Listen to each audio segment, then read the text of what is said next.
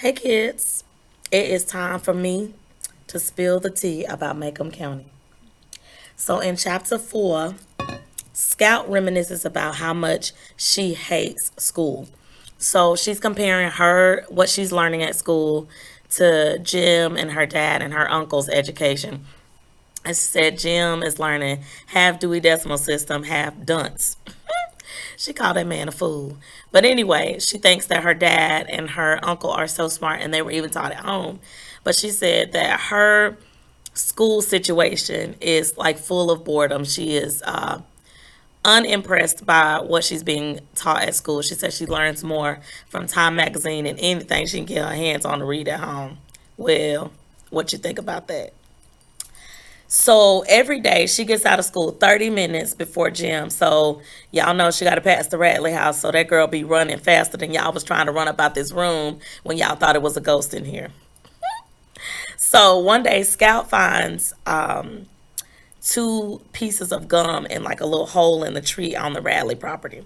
She grabs those pieces of gum, run home, taste it, waits to see if she gonna die from poison, and then she chews the gum. Jim comes home and finds out that she got gum and asks her where she got it from. She tells him, and he like, you better spit it out. So she like, I ain't gonna do it. You don't tell me what to do because y'all know how Scout is. Jim tells her, spit the gum out and rinse your mouth out or I'm gonna tell Calpurnia. And I guess ain't nobody ever told Jim that snitches get stitches. Let me sip my tea on that one. Indeed. So now they waiting for Dill to get back because you know it's almost summer. So on the last day of school, the school lets them out early, so they walk home. And Scout has been telling him over and over that she really found the gum in a tree. So on the way home, they walking together, and she say, "There's something else. There's two little things in there wrapped up in gum wrappers." Jim takes it out, and they run home to find out what it is. They open it up, and it's two polished Indian heads. It's like coins with like the face of an Indian in there.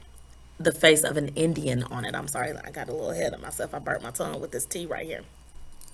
But anyway, so Jim explains to Scout that Indian heads bring good luck. You know, he said like long life, good health, and passing your 6 weeks test because you know that's important. You know, the finer things in life. So here we are. It's summer. Dill finally comes back to Macon, and they go back right back to their foolishness of figuring out how they can annoy the Radleys. So one day they're playing, and Scout has gotten on their nerves, so they like she wants to play the game, and it's her turn, and they don't want to give her turn because she a girl and they boys, and you know how they go or whatever. So finally, they're rolling in an old tire, and so they put her in there, and but they mad, so they push her too hard, and she goes flying so fast that she rolled into the Radley yard and fell out on the ground right by the front porch. Dun dun dun. So they get all excited. Jim is screaming because he's scared.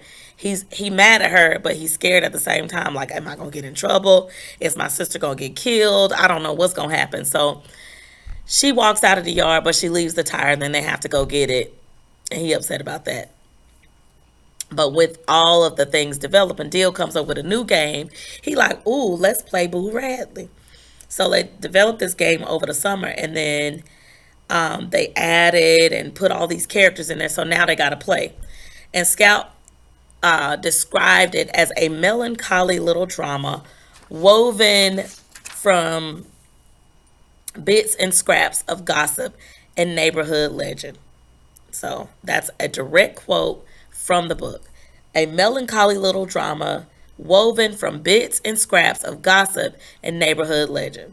So they played all the different parts each day, including Miss Stephanie Crawford with her nosy gossiping self. Y'all know she's the town gossip, and she talk about everybody, including the Radleys. She got a lot to say about what the Radleys do and don't do. So one day, Atticus catches the kids playing the game. He asked them, knowing that's what they're doing, he asked them because they're playing with the scissors. You know, they acting out when Boo stabbed his daddy in the leg or whatever. And so Atticus asked them, what y'all doing? They say, oh, we just playing. What y'all playing? Does this have anything to do with the Radleys? And the kids say no. And that makes Scout kind of like, should we be doing this?